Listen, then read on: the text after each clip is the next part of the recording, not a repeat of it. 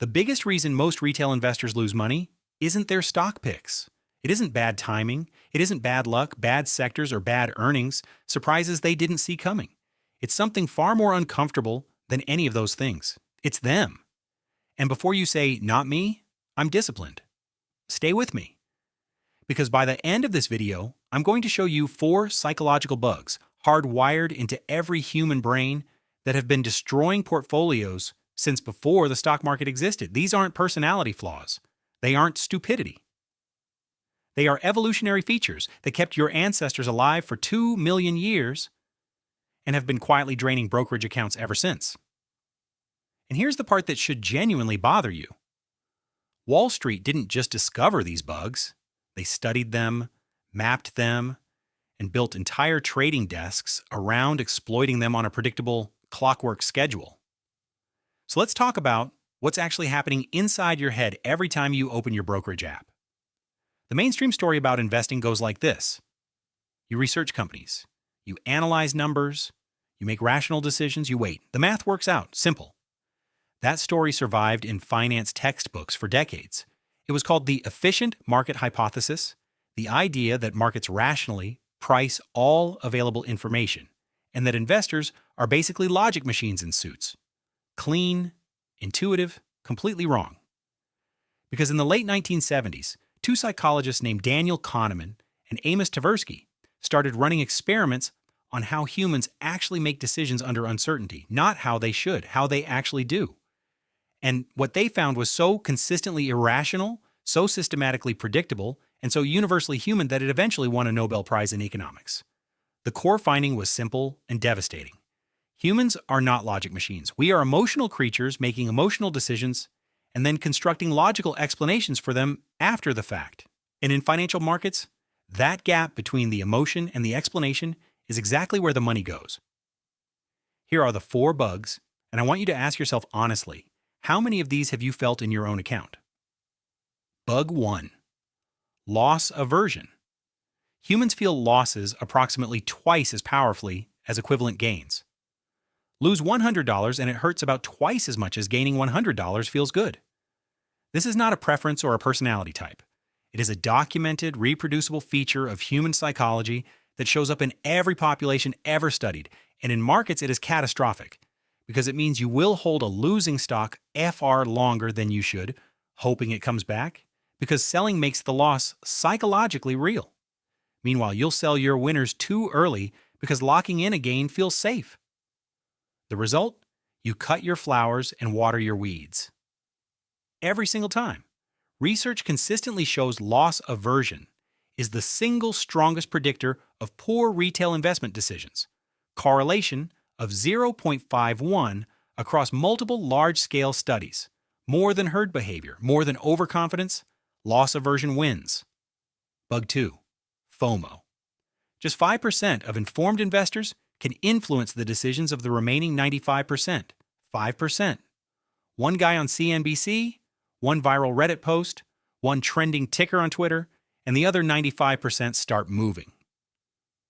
FOMO pulls you in at the wrong time, when something has already gone up and everyone is talking about it, and pushes you out at the wrong time, when it drops and the narrative turns negative. Buy high, sell low, repeat. That is not a strategy. That is FOMO running your account without your permission. Bug 3. Herd mentality. Herd behavior shows up most powerfully during periods of uncertainty and market turbulence. When things feel unstable, investors abandon independent analysis in favor of following the crowd, driven by FOMO and social pressure combined. This tendency not only fuels speculative bubbles, it also means the sell-offs are faster, deeper, and more synchronized than fundamentals ever justify. Because when the herd turns, everyone runs for the same exit at the same time. And the last ones out are the ones who bought because everyone else was buying. Bug 4. Overconfidence. Only 1% of active traders maintain profitability over a 5-year period. 1%. And yet every person who opens a brokerage account believes they have an edge, a strategy, something the other 99% were missing. This isn't arrogance. It's a cognitive bias so universal, it shows up across every profession, culture, and income level ever studied. In most areas of life, overconfidence is mildly annoying. In financial markets, it has a specific price tag. Now here's the historical parallel, and this one is almost too good. The year is 1720.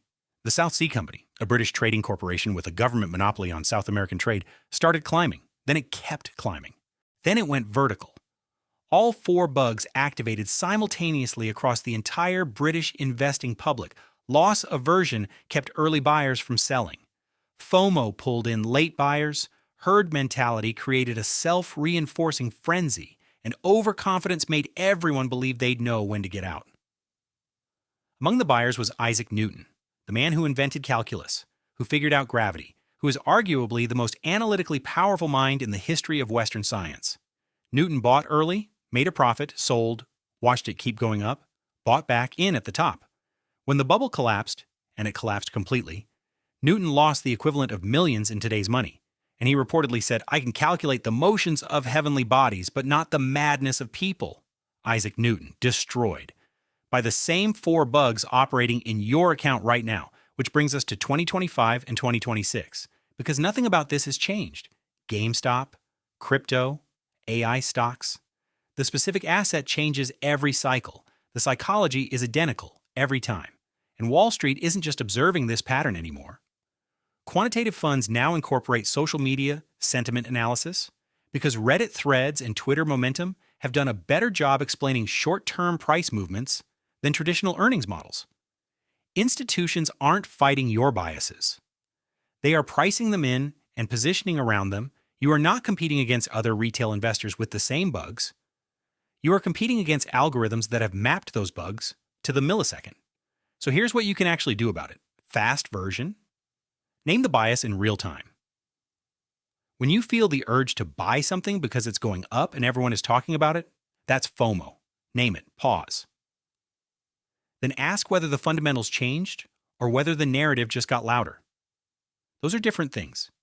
Build rules that override emotion, pre-committed position sizes, automatic rebalancing, stop losses that execute without requiring you to click a button at the moment of maximum panic.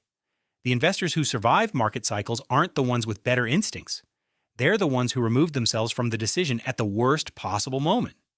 Use the herd as a contrarian signal. When everyone is talking about an asset, when FOMO is loudest, when your coworker who has never mentioned investing brings it up at lunch, historical data says that is when concentration risk is highest. The time to be interested is before it's on the homepage. Separate the story from the price. An incredible company and an overpriced stock are not mutually exclusive. Cisco was a great company in 2000. South Sea Company had a real monopoly in 1720. The story can be true and the price can still be wrong. Always ask both questions. And now here's the uncomfortable truth. Knowing about these biases does not make you immune to them. Kahneman himself, the man who literally won the Nobel Prize for discovering loss aversion, has said in interviews that knowing about his biases did not make them go away. The bugs still run. What awareness gives you is a half-second pause between the emotion and the action. In financial markets, that half-second is the difference between the 1% and the 99%. Newton lost, the madness won. And somewhere right now, a Discord server is telling its members this time is different. So I want to know where you land. Have you felt one of these four bugs operating in your own account? Loss aversion keeping you in a loser too long? FOMO pulling you into a top? Herd mentality making a bad trade feel safe? Or overconfidence making you believe you were the exception?